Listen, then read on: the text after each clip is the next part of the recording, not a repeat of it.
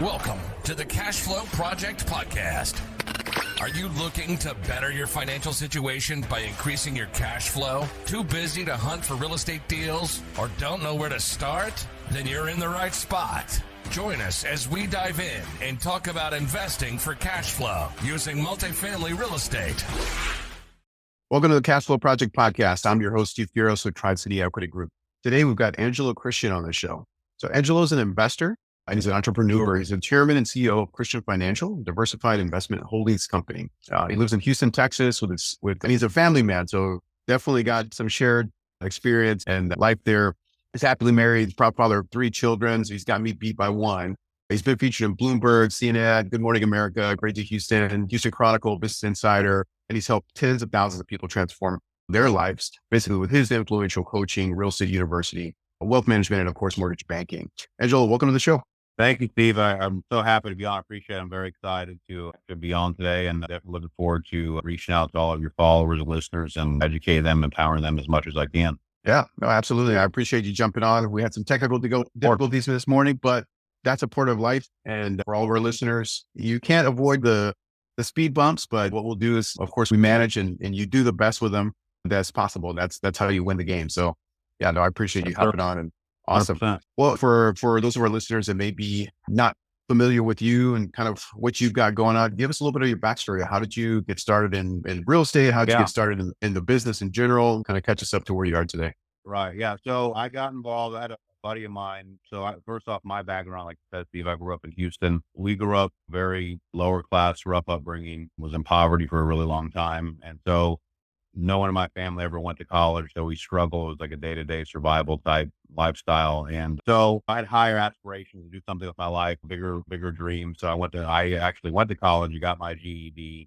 And then I studied, my whole thing was studying success, finding role models, finding heroes. So I studied like Warren Buffett was a huge virtual mentor for me and from reading all of his books, Anthony Robbins, Jeff Bezos, obviously Elon Musk. And so I wanted to do something bigger. And a friend of mine was actually in mortgage and he introduced me to it. And I was obviously really skeptical about it. I didn't really know what mortgages were. So I kind of followed his footprint, went to go work at the mortgage company he was at. And instantly with my work ethic, determinism really skyrocketed and became a top lender in Texas. And I fell in love with the business. I love taking people's complex problems or situations and helping them to get funding, taking a issue and trying to solve it with somebody needing capital, whether it's an investor, an entrepreneur, first time buyer, millennial, whatever. So that's why I started the business in 2005 and really grew my team and scaled it from there. So first in the beginning, we were doing subprime, obviously, and from 05 to 08.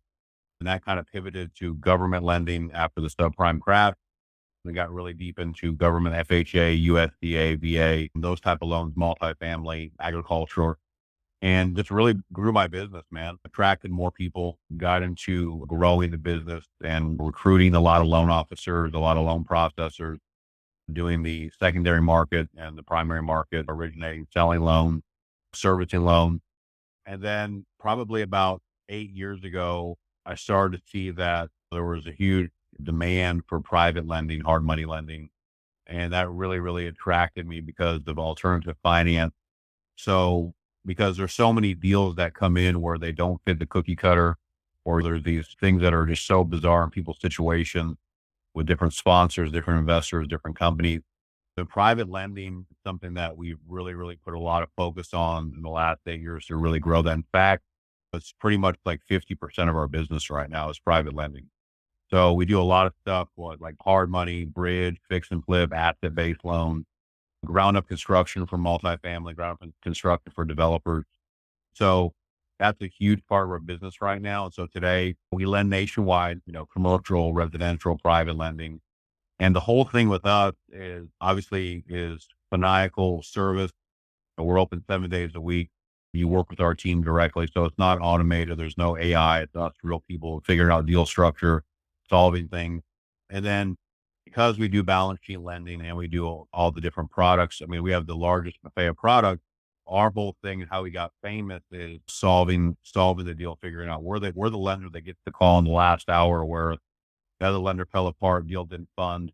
sponsors scrambling, has all this earnest money locked up and can't get it funded. We get that call every day. And how do you figure out, what do we do? Help us. So we come in as the white knight, solve the deal. And we're not perfect. We can't fund everything, obviously, but the thing with us is that we put a tremendous amount of effort into dissecting the file to figure it out, to see what routes are available. And a lot of lenders, Steve, you probably know this, a lot of lenders don't do that. If you don't fit the bill, you're out. They don't want to mess with it. They want to go watch TV. So it's just that type of deal, right? I mean, that's not everybody. There's some hardworking lenders out there, but most of them in our industry, they want the layup. They want the slam dunk. They're not going to. Of course, we take those too, but we like the ones that helping people out. And that's really what I believe our mission is to help people solving their problems, getting them the funding, helping them to advance their life. Yeah, no, for sure. And I mean, you're absolutely right. I mean, the vast majority of lenders, people are so used to just, okay, well, I'm going to go down to my local big box, my bank that's to go get a loan, especially if they start investing. It's like, well, guess what, guys? Like they want cookie cutter stuff. So if you are a W-2 and you've got kind of a rural cookie cutter normal deal, hey, you know what? Okay, Chase or any of the big box lenders will be able to take you on, and no problem. But as soon as you start to step into, hey, you know what? Well, I'm a business owner, I'm a 1099 or I've got a fix and flip or something like that. Like, hey, they're probably not going to be able to help you. You are going to need something that's got a little bit of a unique situation, or they have lending programs or products that are going to fit what you're trying to do, right? You go down to Chase or something and ask them, oh, okay, well, hey, I'm going to do a flip and my deal is 70%, whatever LTV, and I've got 50 grand of rehab and whatever. The originator and whoever's going to service you there at the branch is not going to be able to help. So, and if your situation starts getting pretty unique, you're going to need exactly what Angelo is talking about. You're going to need asset-based lending. You're going to need DSCR or all these different products that are specifically tailored towards the investor market. And so for those of you guys that are listening that are maybe just getting started, not used to anything kind of working in this space, it definitely works a little different than, like I said, just, okay, well, hey, I'm going to hit up the ATM and go try to get a loan from the same guys. And it's like, wow, it's not always the case. Yeah, do you have any unique stories or anything that stands out? Like maybe one that went sideways and you had to kind of jump in last minute, or you got the deal done? No, yeah. I mean, like I said, it really happens every day. Like, I'm not kidding. Like, we had one that was this is kind of unfortunate, but we had one client that we had pre-approved. He was buying like $1 million property in Delray, Florida. And we pre-approved him, and the loan went along great. And he went shopping, and then he met a realtor. Realtor didn't know who I was. So they steered him to their lender and promised them hey, we'll do everything for you. I've closed with this guy. I trust him. So the guy left me, went to that lender, and the guy had to put up about $40K earnest money, non-refundable, to go under contract. And I just kind of checked in with him periodically. Said, hey, how's the loan going? How's it coming along? Oh, he said, everything's fine, closing. This is on March 4th. And I checked with him, and he called me on March 4th, scrambling and panicking. Lender called him, denied the loan, can't figure it out, can't get it. He owns a car dealership, cash business, 1099. And so he's like, help me, Angelo, I'm going to lose my earnest money. So we specialize in self-employed. We're the self-employed expert. We do no doc, 1099, P&L loan, bank statement loans, no doc, whatever. Get him approved, closed yesterday, Friday, with his beautiful home, funded. He's happy. And he fired his realtor. And he's just, that's like, we get those type of deals where, and that happens. That was one that it was actually really exciting because that got pretty dicey. He almost lost all his earnest money. And the seller threatened to keep it if he didn't close. He had to close this month or his earnest money went hard. So, and I'm sure you've seen stories or heard stories like that all the time too. I mean, it's crazy. There's a lot of lenders out there that they either don't know what they're doing, they don't have the product, and I don't know. It just blows my mind that how many people get stuck in these positions. So we've gotten really famous for figuring out on the operating table how to get it done. Yeah, no, I mean, that's a couple of different things there just from hearing that. It's like, I know we're trained, like, especially like, okay, you're an investor or somebody else, like, hey, do you have a referral for me? Right. And it's like, okay, like that, like, okay, the agent, maybe they like the agent is solid, but they're used to kind of working in a narrow box. Same thing, just like the loan officers, they're used to working with somebody who's got a W-2, real clean and easy to work with on the lender side. So, hey, we'll go talk to my lender. Because again, maybe they've closed 20 deals with them before, and maybe that works for the vast majority of people. But then your situation is not the vast majority of people. and then they don't realize that they're putting you in a pinch. And this is kind of I don't want to say it's a shot to agents out there, but agents, increase your tool set too. A lot of agents are retail agents. They're not used to working kind of the investor side. They don't understand the investor mindset or working with people who have kind of a different need and a different situation. And we're seeing way more of that now, right? I'm sure you've seen it as, hey, we came out of this super low interest rate environment for years. Okay, how many people did you see that you got into really cheap debt, and that and now, okay, hey, the rates have skyrocketed compared to what they've been for such a long period of time. Okay, well, hey, we need to maybe structure a deal a little bit differently, or to do a loan assumption, or some other kind of creative stuff that maybe everybody wasn't doing. So we haven't had to do the last stretch. What are you seeing kind of in the current economic environment? Have you seen things change lending wise? Like, Yeah, like funny, brother. I mean, you know about the NAR settlement, that whole thing. I think that's going to be really interesting moving forward. I am a little bit concerned about the realty industry and how that's going to affect everything. I mean, obviously interest rates play a big driver in my business, and politics have a lot. So I will say that this year, that so far the first 3 months, that business has picked up substantially. Last year was not really a good year for us. There was not really any growth from 2022 to 23. This year we're about 40% up from last year. So for the same year over year. So that it's encouraging, and rates they've kind of teeter-totter. They dropped a little bit. Now they've kind of gone back up. I mean, you're seeing conventional mortgage rates hovering around 6.5% or so, and then commercial rates around 7.5%, 8%. So I think that my thought is that rates are going to come down maybe another 100 basis points or so for the third quarter or so, I'm hoping. But I mean, obviously I don't know for sure. I mean, they could stay like this for the year, but my thinking is that, just historically being in this business for so long, but the past isn't always the future. But business, it seems like there's more activity, and people have kind of succumbed to the new norm of where we're at. And there's still a lot of buyers. I will say on the lending side that a lot of investors have come up with, and kind of this happened in the subprime time too, where lenders come up with innovative products.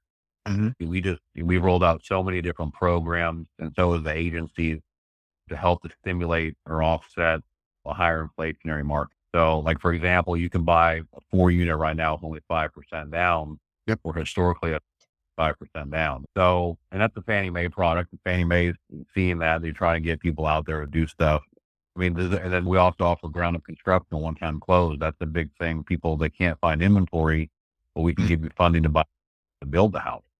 So I think that no matter what ends up happening, they're survivors, they're innovative, they're going to figure out how to make it through it. And that's for most people. Not everybody does, but I think the general market, and that's kind of what that I'm seeing. I think that it will sustain. I think it's going to be a good year. Yeah, for sure. No, I think we'll wrap up and wind up like the end of this year, like you mentioned, probably Q3, Q4. We'll probably finish up pretty strong. A lot of that's going to depend on like political stuff, just because we have elections this year, and we'll see what pans out. I am curious. Well, a couple of things from that. This is the time, just like you mentioned, they did put out the 5% down, right? FHA. That's actually huge for a lot of our listeners and I was just talking to some investors last night about this. That's huge. Actually, that product is actually really good, just down payment wise. If you guys are trying to get into small multi, that is a great product, just in terms of being able to get into something low down. And okay, hey, maybe you house hack, maybe you live in one unit, you rent out the other 3. It's kind of a classic way to kind of get going, really boost your cash flow, strengthen your position financially moving forward. So maybe you can move on to bigger and better projects. But right now, people are usually real doom and gloom, kind of heading into a down, let's say a kind of a dip, a down cycle in the market. It's like, guys, there's money to be made in every cycle. And there's new products, there's new strategies, new opportunities that come up, whether we're up or whether we're down. You kind of have to learn how to have to manage through those cycles. It's all cyclical. Guess what? It doesn't stay down forever. It doesn't stay up forever either. But you have to learn, you got to learn how to navigate through those waters and be able to not only survive, but there's ways to thrive through every cycle. So I appreciate talking to people. I appreciate talking to people who have been through some market cycles and understand it's not always just riding high and whatnot. So yeah, that's really good. Yeah, for sure. Yeah. I mean, I think that, I mean, people always adapt. I mean, companies think that no matter what, the strong will survive and prevail. and they'll just keep getting better and better. Yeah, no, for sure. Now I am curious, since you guys are nationwide, right? Like the lending that you do is nationwide. Are you seeing like an uptick in activity in certain markets compared to others? Yeah, I mean, I think and it's not really, there's a few things. I think some areas like that were really hot have now kind of cooled off, like San Diego, Austin, Texas. And you're seeing kind of a shift to the mid markets where they weren't, like, for example, a Memphis or a Nashville, Tennessee, Oklahoma City, where those areas weren't as saturated and investors are flocking over to there, Ohio, where they can still get good long-term value and a little bit of pullback, like Austin, for example. I mean, there's the money over there isn't ever flowing as it's been for the last decade. Still, I mean, a resilient market, obviously, but I think that there's been some pullbacks, like, for example, like Seattle. Of course, I mean, it's still one of the best. These areas are some of the best markets of all time. It's just that there's been slight decline in value and demand, loan demand, and we're seeing a little more demand in places, North Carolina, Greenville, North Carolina. I mean, stuff like that, where people are flocking and they can still get a property for maybe $130 a foot versus $500 a foot. And so just you're seeing that because wages haven't really risen with all of this stuff proportionately. And so people are looking to try to figure out where are they going to live, what are they going to do, or investors too. I mean, for investors to have debt service and NOI, it needs to make sense for them. And obviously you can't have a cap rate with a 9% interest rate that makes any sense. So yeah, I mean, there's been that.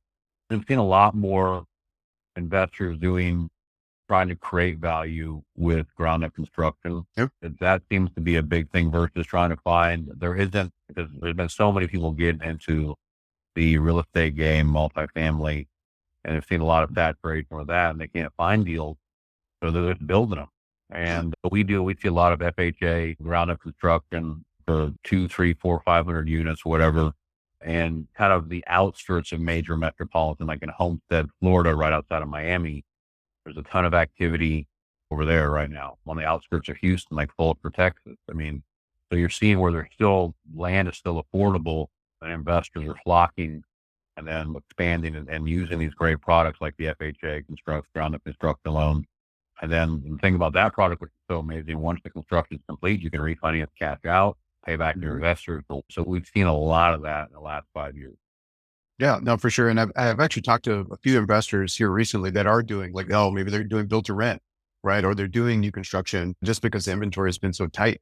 Nice thing is you go into some of these markets like that, and that's pretty crazy. I lived in Houston, as we're going to talk about off camera, but the fact that people are going all the way out to Fulshire, like that's a testament to how much development has been in Houston, how much the city has expanded. And the same thing in Miami, right? Like any of these major metros, if you can still get into, okay, it's path of progress. Hey, maybe the main metro area has become too expensive to be in. You can go just a little further out, still find some affordability. And that's honestly, that's what people need right now. I mean, with the amount of inflation that's going on, rising cost of living, people need some affordability, just kind of the general public. And that's still a great way to go, especially if you can build, because inventory is tight, right? Especially in those inner city areas. Yeah. Well, very cool. Well, this part of the show where we kind of transition to what we call our fire round, just a little bit more brief kind of Q&A, a little bit more rapid fire. Is that something you're up for? Oh, for sure. 100%. Shoot. Right on. All right. So first question, what is the best book that you recommend other than, let's say, Rich Dad, Poor Dad, right? For all of our real estate, Purple Bible people. Yeah. Yeah. I mean, one of my favorites is Think and Grow Rich. So I don't know if the audience thinks of that, but that's always been how to win friends and influence people. Those are probably, I mean, two of my top. I mean, but Think and Grow Rich. I mean, Unlimited Power by Tony Robbins is a great one. So those are probably my most favorite. Yeah, your go-tos. Yep. Yeah. No, great books for sure. All right. Next question. What would you consider your superpower is? What is your superpower in terms of what you bring to the table? Some people are just like, hey, I'm an optimist, or man, I can strategize. Yeah. I mean, I would say what people tell me, my team tells me, my family is solution-oriented, strategist, effort. The hardest that most people tell me that I work about 120 hours a week, that I'm the hardest worker they've ever seen. Someone that's so dedicated to the craft, to leave no stones unturned. I have a lot of colleagues, hey man, you spend too much time trying to figure out problem solving deals. Just go move on to the good ones. Stop messing with the stuff. And I said, look, I don't believe like that. I believe in leaving no stones unturned. There's a way to resuscitate that thing. I'm gonna figure it out. So I mean, I don't know if I had to put that into a superpower. So Hey, that's tenacity and probably should be solution oriented. Yeah, that's definitely a superpower. All right, right on. All right, next question. What is the biggest lesson that you've learned over your career thus far?